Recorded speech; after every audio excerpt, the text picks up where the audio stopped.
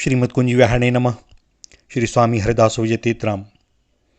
भक्त चरित्र में भक्त तुलाधार वैश्य की कथा आती है। ये तुलाधार वैश्य अत्यंत भगवत भक्त और सत्यपरायण व्यक्ति थे। इनकी प्रशंसा सभी लोग करते थे।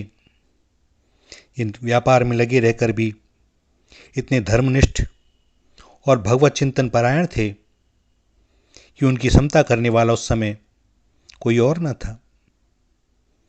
उन्हीं दिनों जाजली नाम के एक ब्राह्मण समुद्र के किनारे घोर तपस्या कर रहे थे।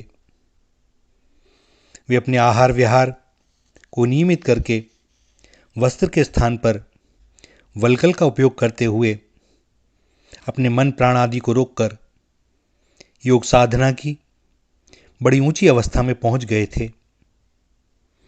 एक दिन जल में खड़े होकर ध्यान करते करते उनके मन में सृष्टि के ज्ञान का उदय हुआ। भूगोल खगोल आदि के विषय उन्हें प्रत्यक्ष होने लगे और यह जब सिद्धि मिली तो उनके मन में अभिमान हो गया कि मेरे समान कोई दूसरा नहीं है। और अभिमान तो भगवान को बिल्कुल भी सुहाता नहीं। सो उनके इस भाव को जानकर आकाशवाणी हुई, महाशय, आपका यह सोचना ठीक नहीं। काशी में एक तुलाधार नाम के व्यापारी रहते हैं। वे भी ऐसी बात नहीं कहते। आपको तो अभी ज्ञान ही क्या हुआ है। इस पर जाजली तुलाधार के दर्शन के लिए उत्कंठित हो गए। वे जानना चाहते थे कि जाकर देखूं आखिर तुलाधार के पास क्या है, और मार्ग का ज्ञान प्राप्त करके वे काशी की ओर चल पड़े।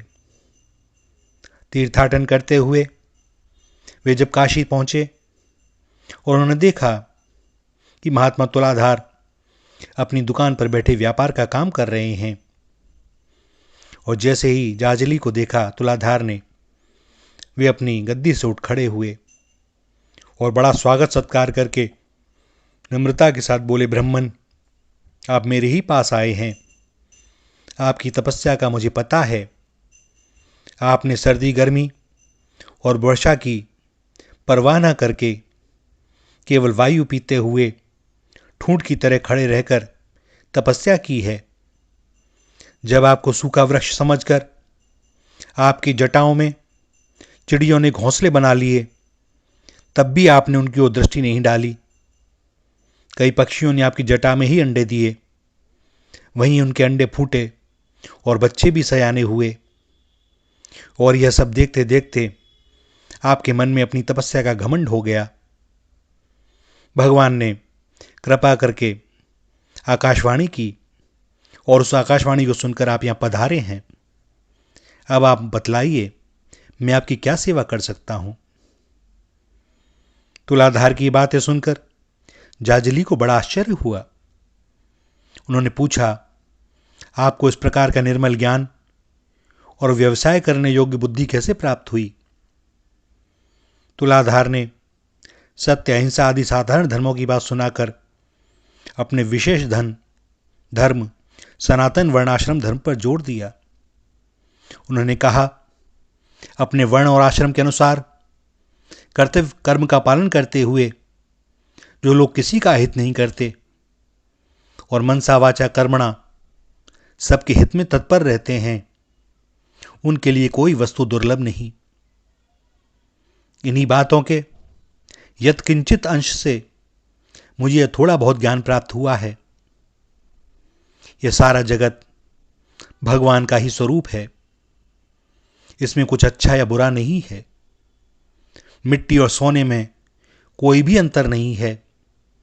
इच्छा द्वेष और भय छोड़कर जो दूसरों को भयभीत नहीं करता, किसी के बारे में बुरा नहीं सोचता, वही सच्चे ज्ञान का अधिकारी होता है।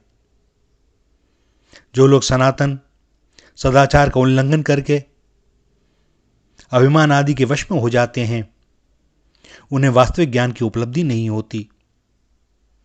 इस प्रकार कहकर तुलाधार ने जाजली को सदाचार का उपदेश किया। यह कथा महाभारत के शांति पर्व में आती है।